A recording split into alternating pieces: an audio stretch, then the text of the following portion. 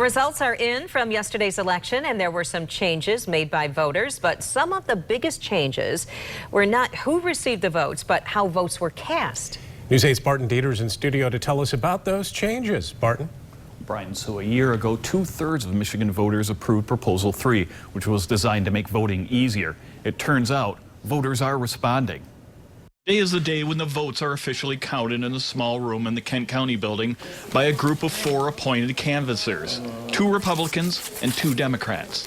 They're making sure that the vote tallies are legitimate after yesterday's election. I'm really pleased with how last night's election went. Lisa Postumus-Lyons says there were no major problems and voting went smoothly. We had election results all in before midnight, and I say that's a win. Countywide, about 21% of registered voters turned out, which sounds low, but it's up by 5% over the elections of the same type in 2017 and 2015. Are we really talking about long-term higher voter turnout, or are there things on the ballot that are driving those voters to the polls? What may have helped boost those numbers is the fact that with the passage of Proposal 3, voters can vote using absentee ballots without having to be a senior citizen, disabled, or out of town. Proposal 3 really had a huge impact on our elections and how we administer them and how individuals are able to participate. In Kent County, 41% of ballots cast were absentee, a number that clerks in Muskegon, Ottawa, and Kalamazoo counties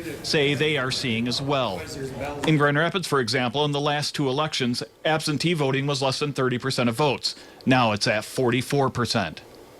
There are more dramatic examples, such as the city of Lansing, which says 66% of its voters vote absentee. I think that day is coming where more people vote absentee than they do at the polls. There were many races yesterday where absentee voters determined what won and who won and what passed. At 6, we'll look at the impact of those voters. In studio, Barton Dieter's News 8.